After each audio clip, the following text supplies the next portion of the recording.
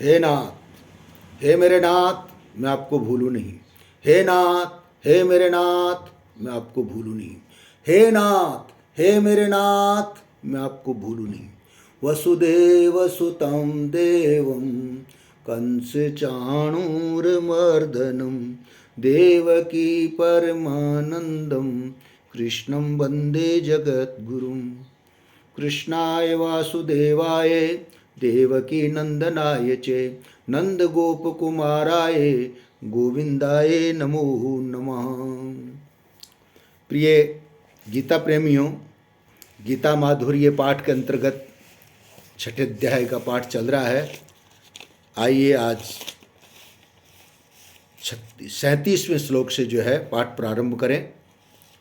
भाव और श्रद्धा से श्रवण करें, अपना जीवन सफल करें। श्री कृष्ण गोविंद हरे मुरारे, हे नाथ नारायण वासुदेव। श्री कृष्ण गोविंद हरे मुरारे, हे नाथ नारायण वासुदेव। श्री कृष्ण गोविंद हरे मुरारे, हे नाथ नारायण वासुदेव। अर्जुन बोले, हे कृष्ण, जिसकी साधन में श्रद्धा है पर जिसका प्रयत्न शिथिल है, ऐसे साधक की अंतकाल में साधन में स्थिति न रहे तो वह योग सिद्धि को प्राप्त न करके किस गति में जाता है। संसार के आश्रय से रहित और परमात्म प्राप्ति के मार्ग से विचलित उभय भ्रष्ट साधक छिन्न भिन्न बादल की तरह नष्ट तो नहीं हो जाता। हे कृष्ण, ये मेरा संदेह है। मेरे इस संदेह को जो है आप ही सर्वथा मिटा सकते हैं, क्योंकि इस संदेह को आपके सिवा दूसरा कोई मिटा ही नहीं सकता। भगवान बोले, पार्थ,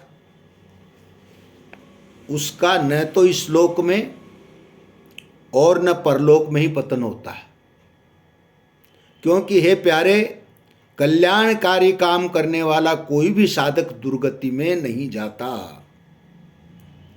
श्री कृष्ण गोविंद हरे मुरारे, हे नाथ नारायण वासुदेवा। कितना कल्याणकारी काम कर रहे हैं गीता माधुर्य का पाठ सुन करके आप। वो दुर्गति में नहीं जाता तो फिर कहाँ जाता है? भगवान कहते हैं कि जिस साधक के भीतर सांसारिक सुख की कुछ इच्छा रह गई है, ऐसा योग भ्रष्ट साधक पुण्य कर्म करने वालों के लोकों यानी स्वर्ग आदि ऊंचे लोकों में जाता है और वहाँ बहुत वर्षों तक रह करके मृत्यु लोक में शुद्ध श्रीमानों के घर में जन्म लेता है।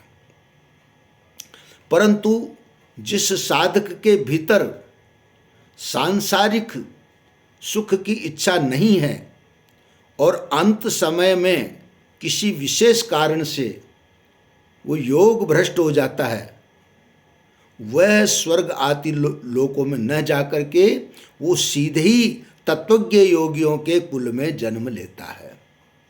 तो इस प्रकार का जन्म इस लोक में अत्यंत दुर्लभ बताया है, दुर्लभ है। श्री कृष्ण गोविंद हरे मुरारे, हे नाथ नारायण वासुदेवा।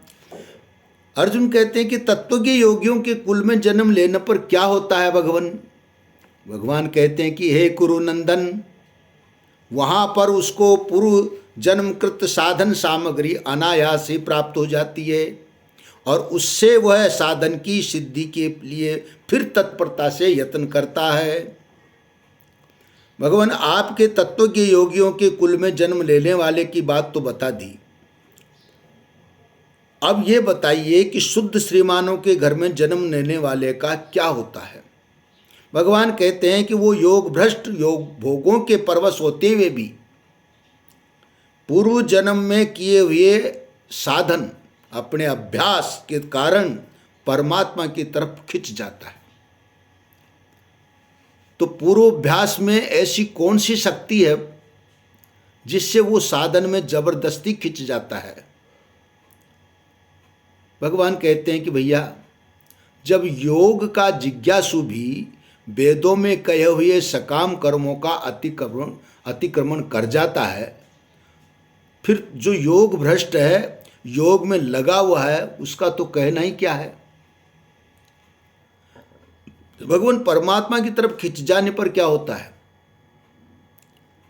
वो बड़ी तेजी से साधन में लग जाता है और संपूर्ण पापों से रहित होकर के वो अनेक जन्मों से सिद्ध हुआ साधक परम गति परमात्मा को प्राप्त हो जाता है। भगवान, जो योगी परम गति को प्राप्त हो जाता है उसकी क्या महिमा है? भगवान कहते हैं वो योगी सकाम भाव वाले तपस्वियों, ज्ञानियों और कर्मियों से भी श्रेष्ठ है, ऐसा मेरा मत है।